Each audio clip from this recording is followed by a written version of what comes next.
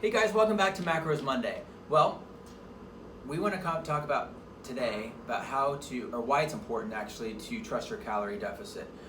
Oftentimes, you get on the scale and you look and you see this massive fluctuation in your scale, and you're like, oh my God, what has happened?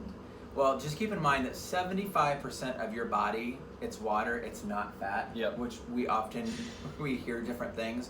But I've written down some things that I wanted to make sure that you understand. Like the list is endless on these types of things, but a couple of things could have actually happened. You could have increased your cardio. Yep. You can increase your weightlifting, so now you're putting on some muscle mass, different things like in terms of that. So your fitness is increased. That, and you get on the scale and you're like, oh my gosh, why is the scale going up? It should be going down. And you've just gotten a new macros plan or a new diet plan or whatever it might be. Some other things, soreness is a big thing. So soreness, actually, that's water retention. So that's around the muscles. Sodium, if you've increased your sodium lately, that's or even just gone out to eat like the night before. Yes. Just because they will always put more salt in your food out to eat than you will on your own food. Yeah. It tastes really good, right? So you're gonna add some more. And so even like something like Chipotle, if you get the salsa, there's nothing really wrong with salt, especially if you work out. But there's gonna be a bunch of it in your meal, so that can make you hold on to water. Right. Believe it or not, an illness as well. So it just depends upon the illness. So sometimes when you are, let's say you have the stomach flu, well, you might be losing a lot of water weight. So because sometimes people look at the scale and they're like, oh my gosh, I've lost 4 pounds when I got sick. Most of that's water weight. It's not like you just lost all this magical fat in the last couple of days. So it doesn't happen that way. So it's mostly water weight. Change meal times, that's a big one, because what ends up happening is your body has these different times that it knows it needs to eat if you're on a habit. So what it actually becomes is gut water is what you're actually hanging on to, because your body's waiting for that food because you've had a habit of eating it at, let's say, 8:15 every single morning, and you change your time on that. So your body will hang on to.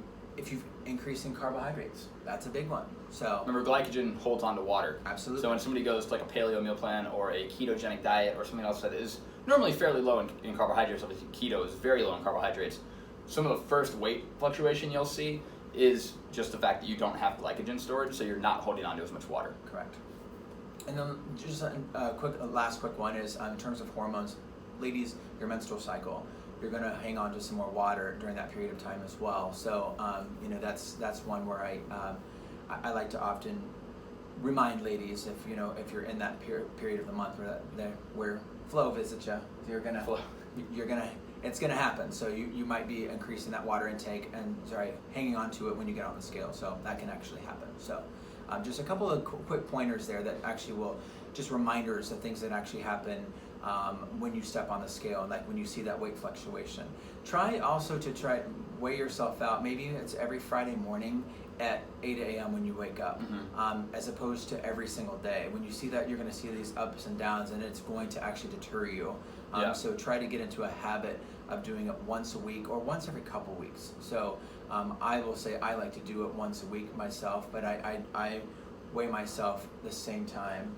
And I go twice a week, just on not consecutive days, just for a second data point. Once a week just wasn't working for what I was looking for, so I was curious about one specific thing.